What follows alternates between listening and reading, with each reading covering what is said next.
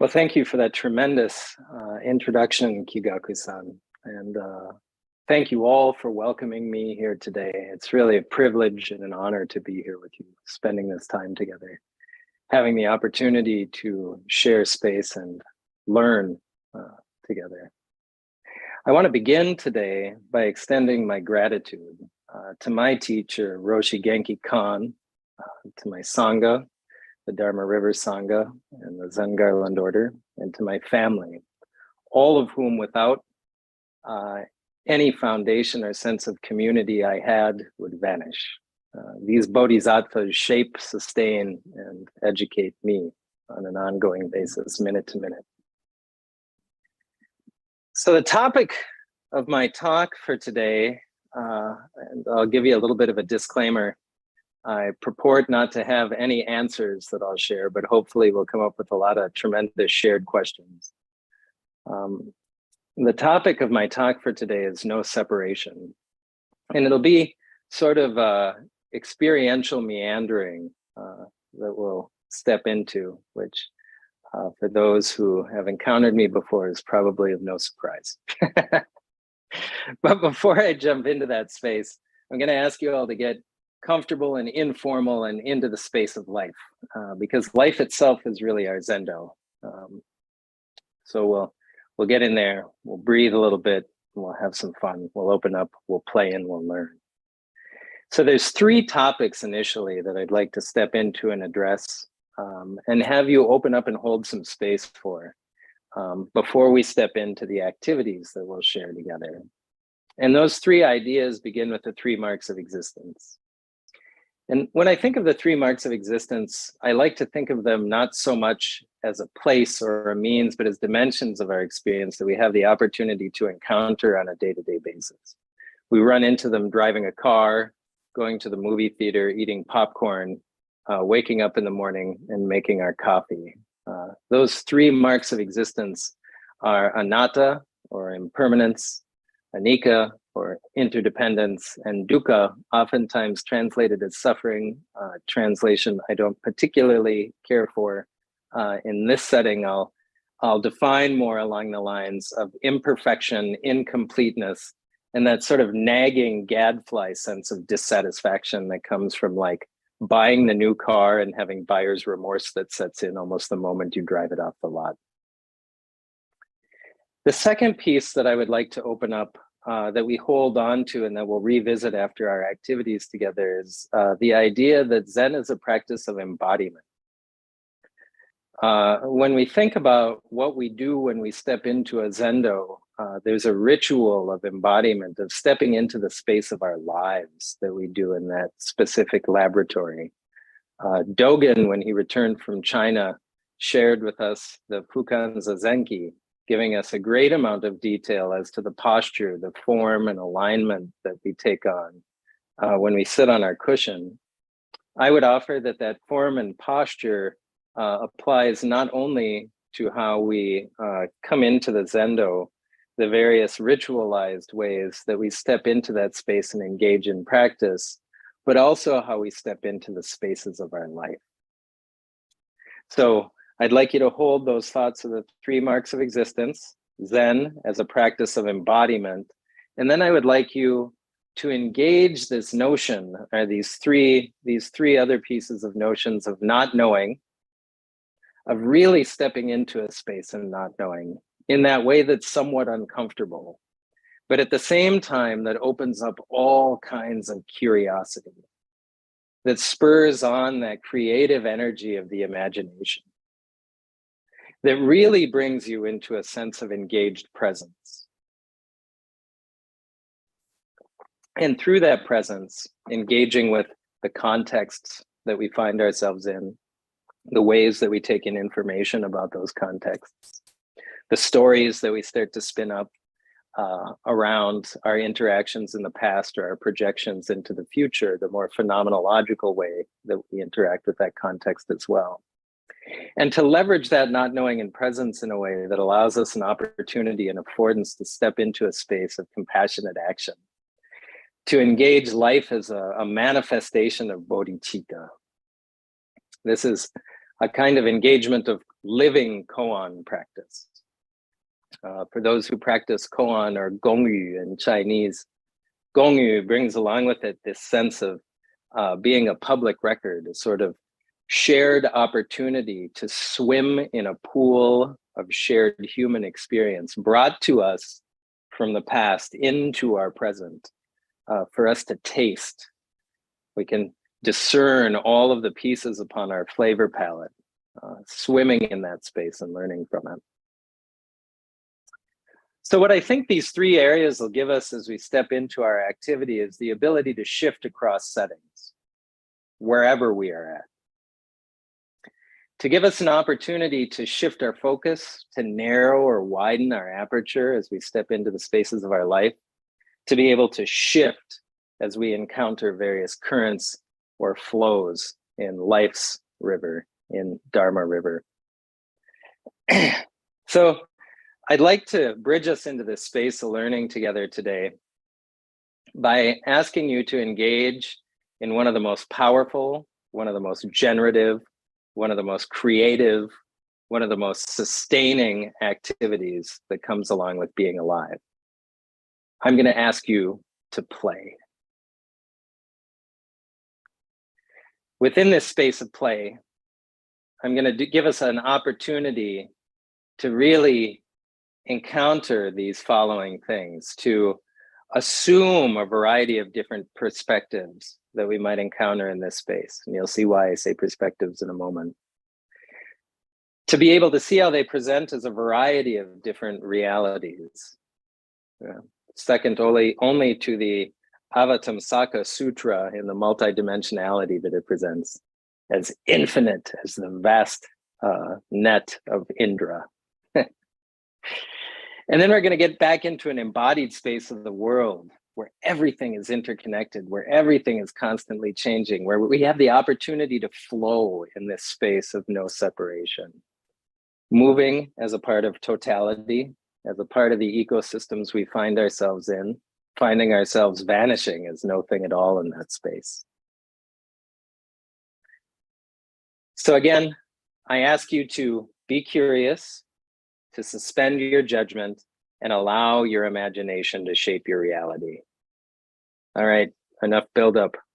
You ready? Here we go. I'm going to step in here for just a second, share my screen, and fear not, it will not be the typical PowerPoint. All right, so what we are going to do is we are going to engage in a piece of wisdom that dates back to time immemorial, a children's book written by Istvan Banyai. And as we go through this space, I want you to pay attention to a couple of ideas. I want you to watch as though you were sitting in Zazen, engaging that same sort of engaged sense of presence that you bring to that space. And just see what you notice about how you shape the story of what you see. What did you take into consideration in shaping it into a story? What did you think or feel when change happened?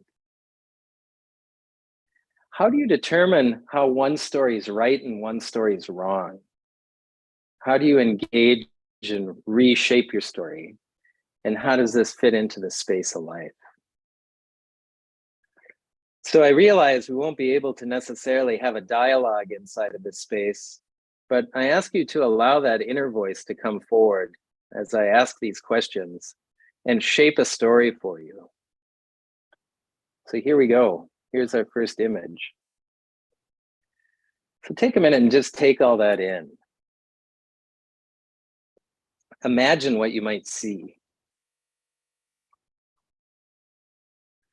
And what happens if we shift? Well, the dinosaur that we saw initially, perhaps, is now a chicken. But it's a specific chicken. It's not laying eggs, it's a rooster. So take a minute and just kind of soak in the information of this context. Engage this perspective. Our dinosaur is still there. Our rooster is still there. But it's not hanging out in Santa Fe or Minneapolis. At least not the parts I've been in. It's got an audience as well. Oh.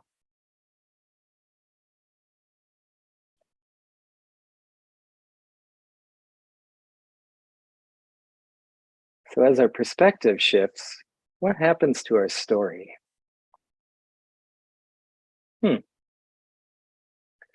Do bear in mind that as we look in this picture and we think about that initial image that we ran into, the dinosaur, the lobster, the sea urchin, the rooster is still inside of that space, and the children are still standing on a stool looking at it, but it looks like we're on a farm, probably not a modern farm. Oh. And take a minute to really kind of soak in how the information has changed.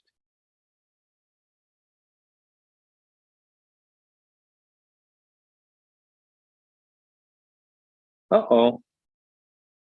Wait a minute.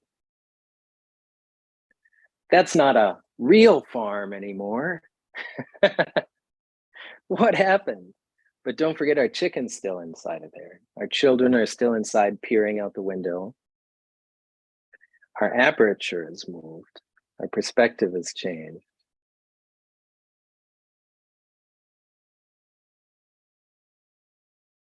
We're realizing that our farm was actually shaped by a young woman. Oh.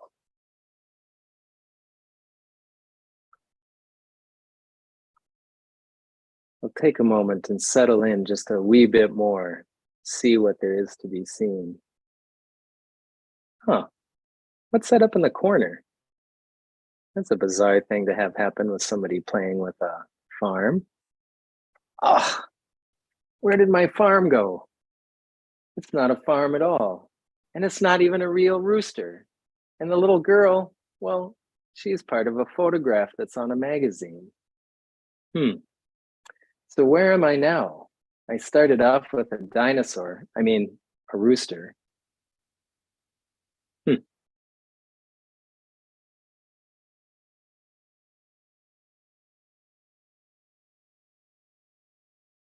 Your internet's out, my air conditioning's out. So I feel a little bit like that person in the picture right now.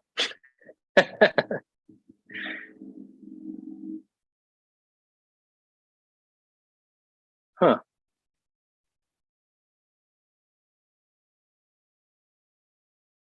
Yep, you were right. They're hanging out on a cruise ship.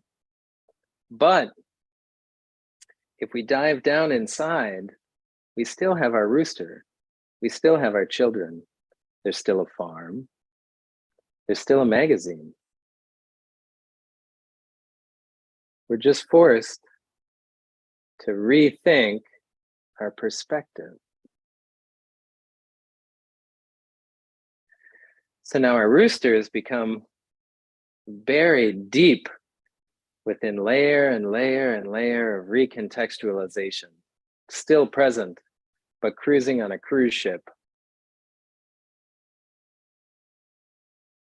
California Cruise Line. But that doesn't look like California. Wait a minute.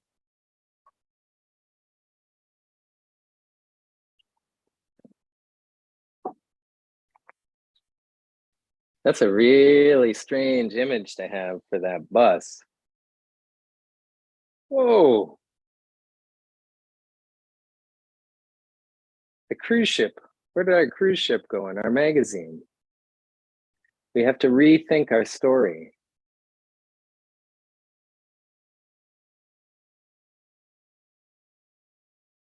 Oh, right next door to y'all.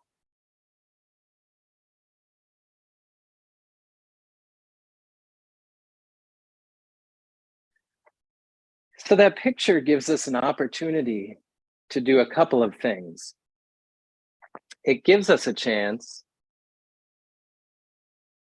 to feel what arises inside of our embodied sense of thought, of felt sense arising, of feeling the way narrative is really entwined in the way our being comes forward, the way we take in information and contextualize it, and how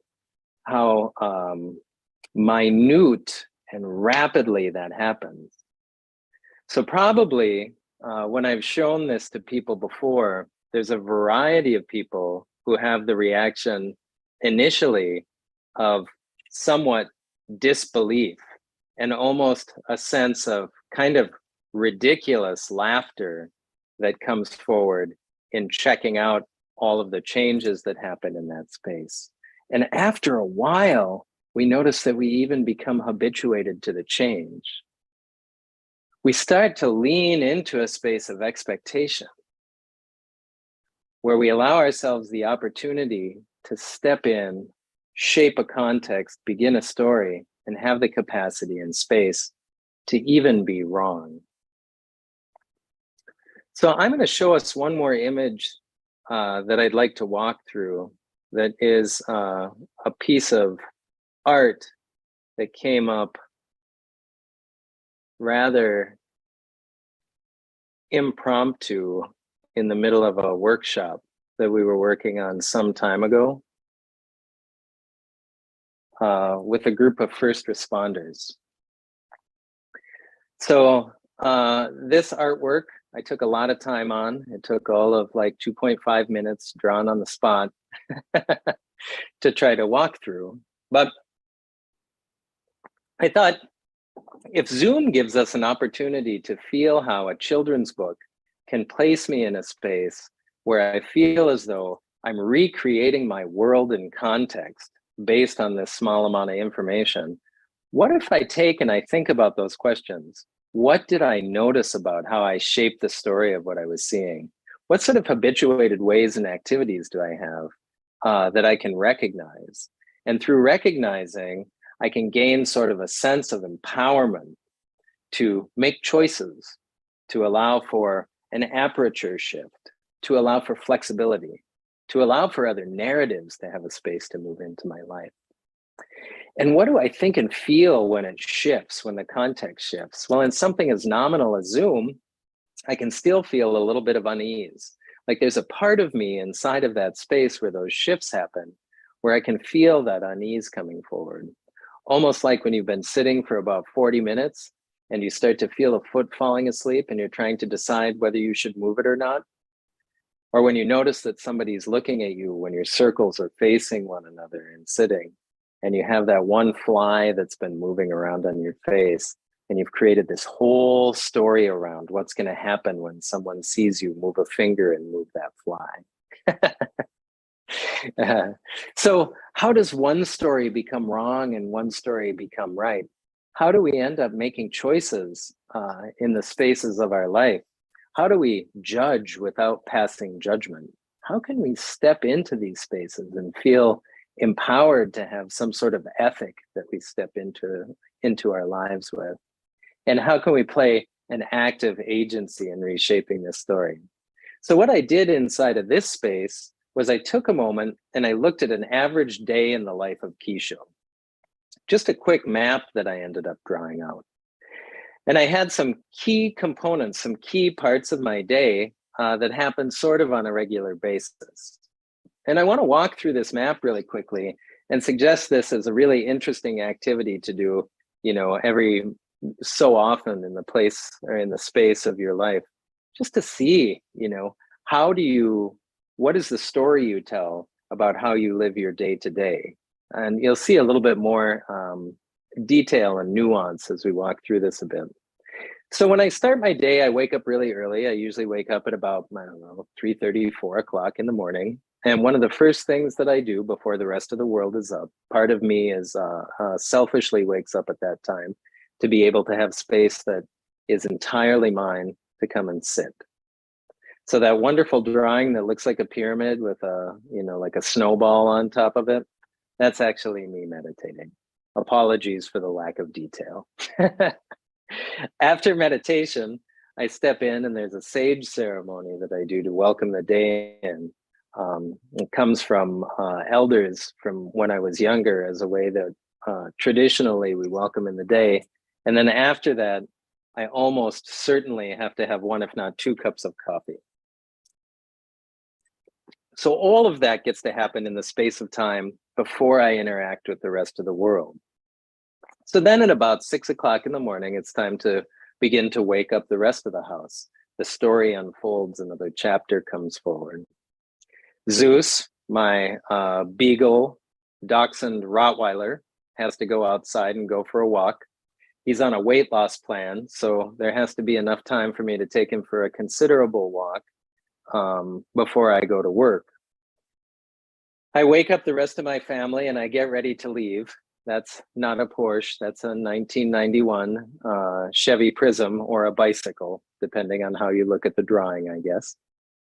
It used to be the case that I'd have to drive my children to two different school areas. Winona, the small town in southeastern Minnesota where I live, is notorious for having trains that come into the space, block you for 10 or 15 minutes. So if you're in a hurry, there's an opportunity to either freak out or settle back and practice. Many times, something in between those two.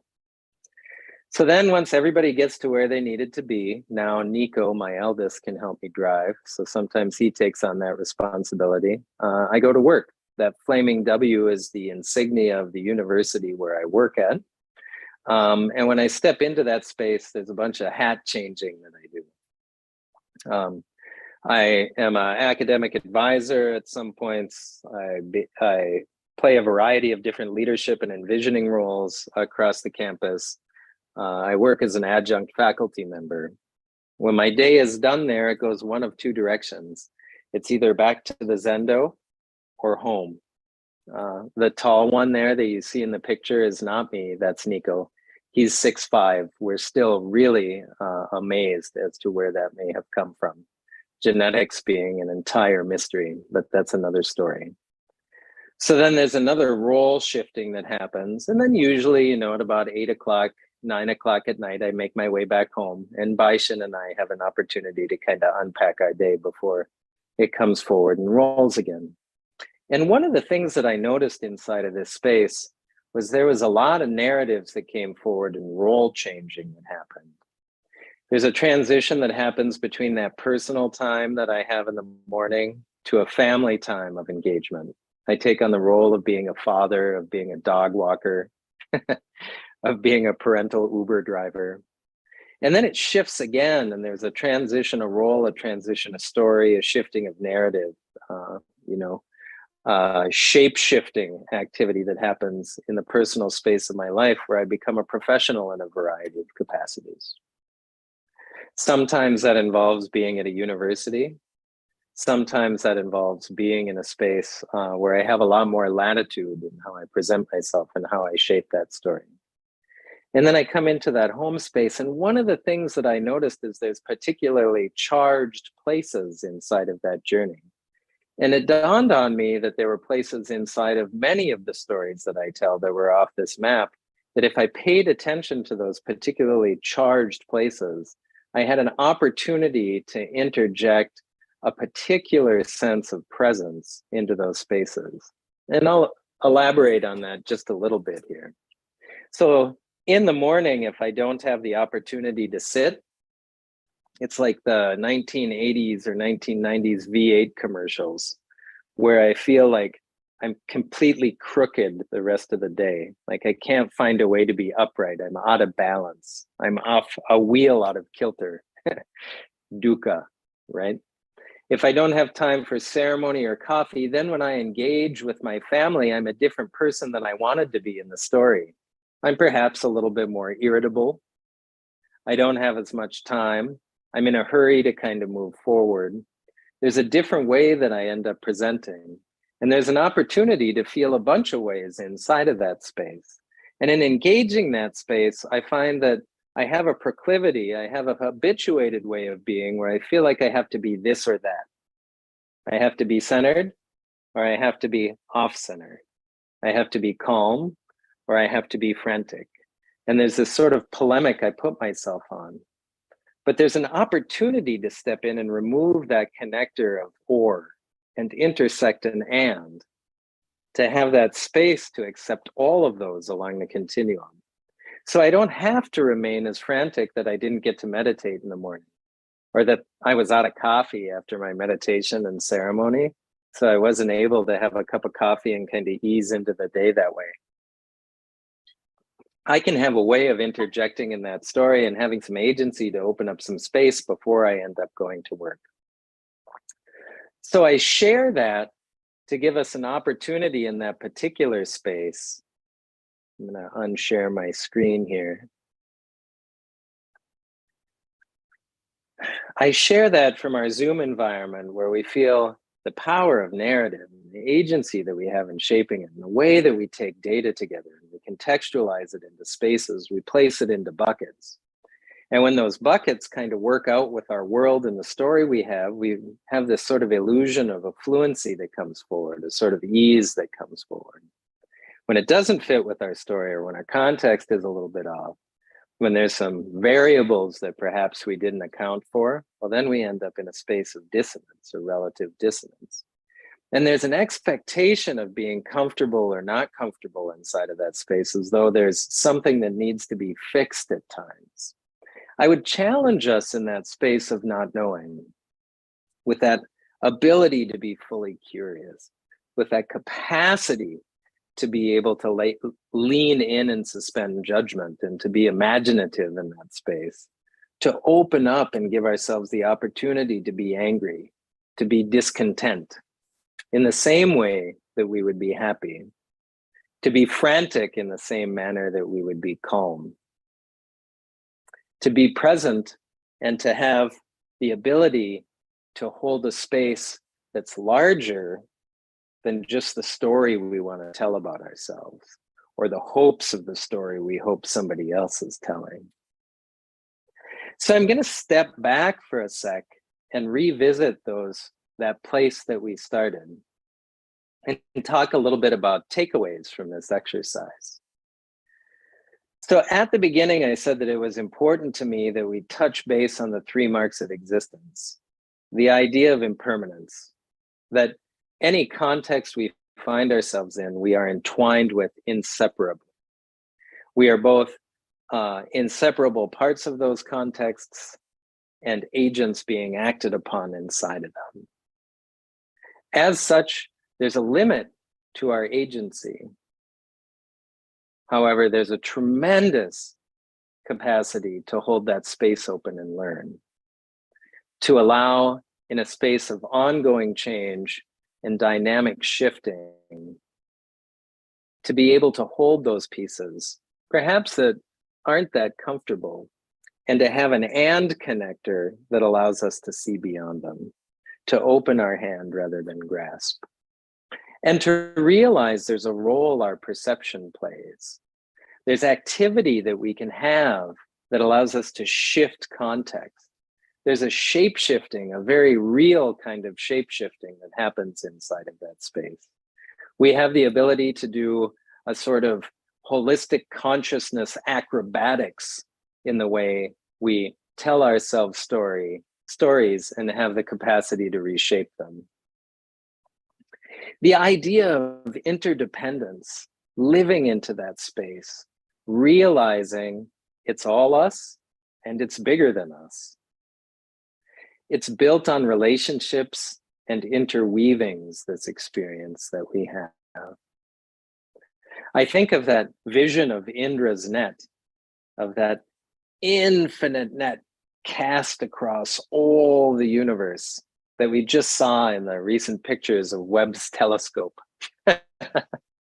With each intersecting point of the web having a gem on it. And that gem being an aspect of how we try to solidify perspective and consciousness. Each part of that contained within us. Within us, same as within the universe, we have that infinite space of capacity of Indra's net. It also reminds me of murmuration, the way birds move, the cueing activity that happens so naturally. In one perspective, you can watch dragons and ships and all sorts of geometric figures shape and fold upon one another. From the perspective of a bird inside of that murmuration, you're paying attention, perhaps even unconsciously, to the 6 birds around you and cueing off that space with that language that supersedes anything spoken, that interactive space of commingling. And dukkha, this kind of imperfection and incompleteness, this dissatisfactory way everything, this incomplete way everything resolves, doesn't need to be something to be fixed. It can be a space to be held, an opportunity to learn from. Stepping forward into the second point that I asked us to pay attention to is this idea, this engagement that we talk about as being Zen is a practice of embodiment, of assuming form and posture. We can read all of the books that we would like on how to sit appropriately. And then we pull a muscle in our back, and all of a sudden our alignment shifts. And perhaps, as our hair becomes a little gray, that pulled muscle takes longer to go away. Or maybe we even shift something permanently.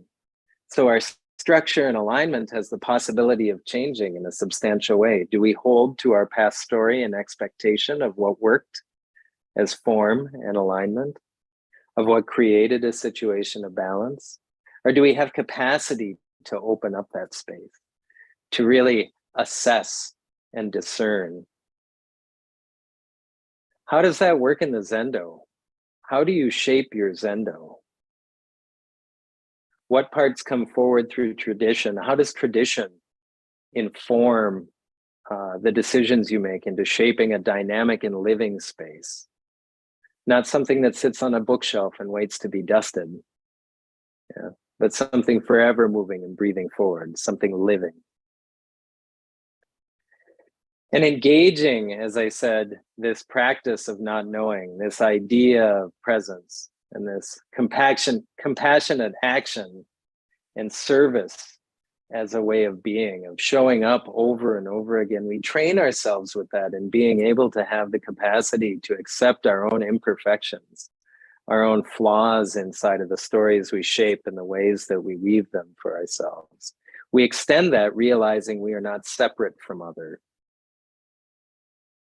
Our practice that we do on the cushion and providing ourselves the capacity to sit in a way that affords us an opportunity in a controlled environment to see all those pieces that come forward is available and imminent for us in all aspects and all dimensions of our life.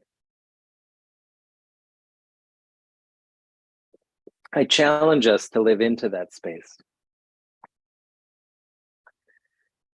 So my dear teacher and mentor, Genki Roshi, shared that our practice cultivates the human capacity to connect intimately with each living moment and experience, in relationship, in interactive co-creation with each and every complex particular situation.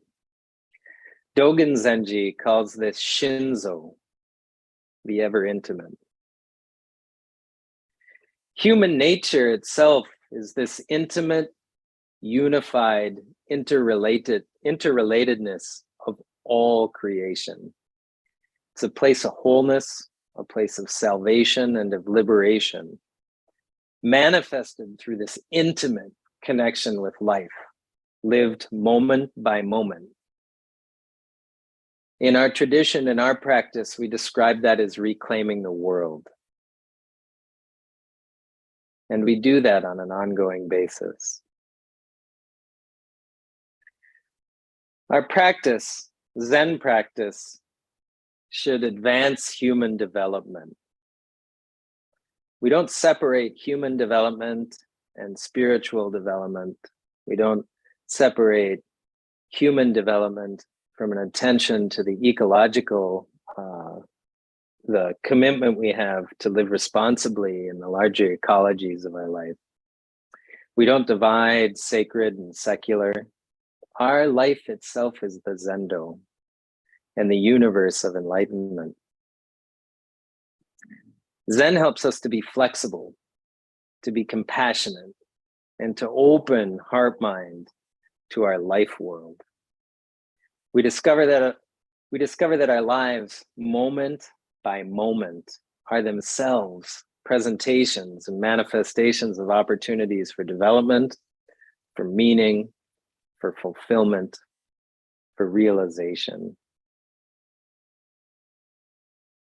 So we do that manifesting of no separation, the topic of my talk, from these experiences that weave together into the tapestries of our lives. Holding that space of no separation is our means of reclaiming this world as sacred. I thank you for your time. I thank you for your practice. And I thank you for the amazing capacity and energy you bring to this world. Thank you so much, Roshi. Really appreciate your teaching tonight on no separation. We'll end with the 4 great Bodhisattva vows.